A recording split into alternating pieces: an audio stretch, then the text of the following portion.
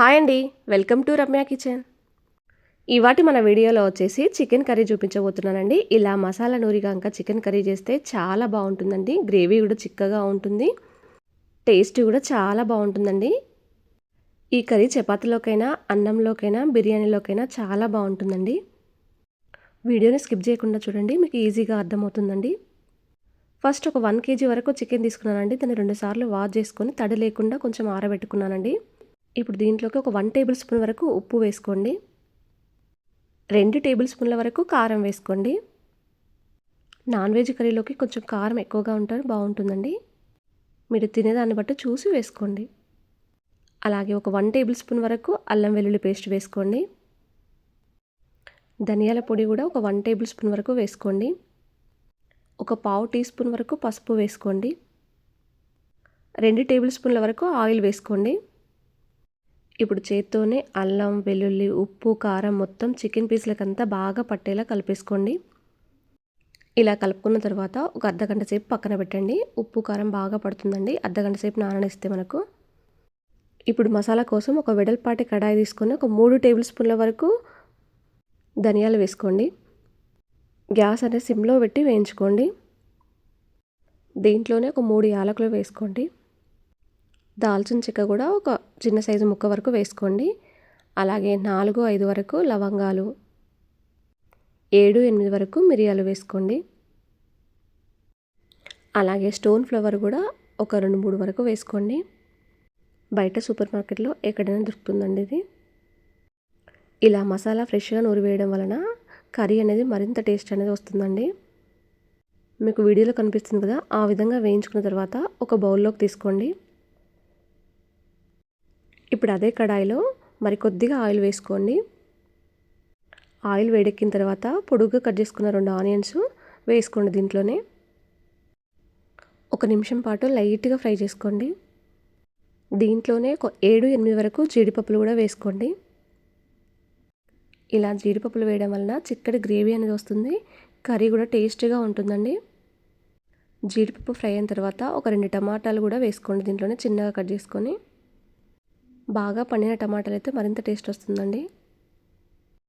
టమాటాలు వేసిన తర్వాత నేను ఒక పచ్చిమిర్చి వేసానండి. చుంచు వేసుకున్నాను ఒకటి. పచ్చిమిర్చి అనేది ఎక్కువగా వేసుకోకండి, ఎందుకంటే కర్రీ అనేది స్పైసీ అయిపోతుందండి. మనం కారం మసాలాలు బాగా వేసాం కాబట్టి. టమాటా మెత్తబడిన తర్వాత గ్యాస్ అనేది ఆఫ్ చేసేయండి. ఇప్పుడు మిక్సీ జార్లో మసాలాలన్నీ మెత్తగా మిక్సీ పట్టేసుకొని ఒక బౌల్లోకి తీసుకొని పక్కన పెట్టేసుకోండి.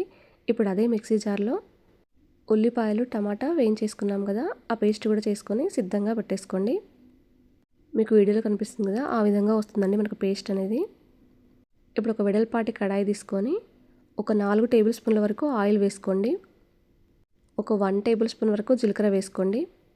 ఒక బిర్యానీ ఆకు, 2 లవంగాలు వేసుకోండి సరిపోతుంది. పోపు కొంచెం వేగిన తర్వాత మనం పేస్ట్ చేసుకున్నదంతా దీంట్లో వేసేయండి.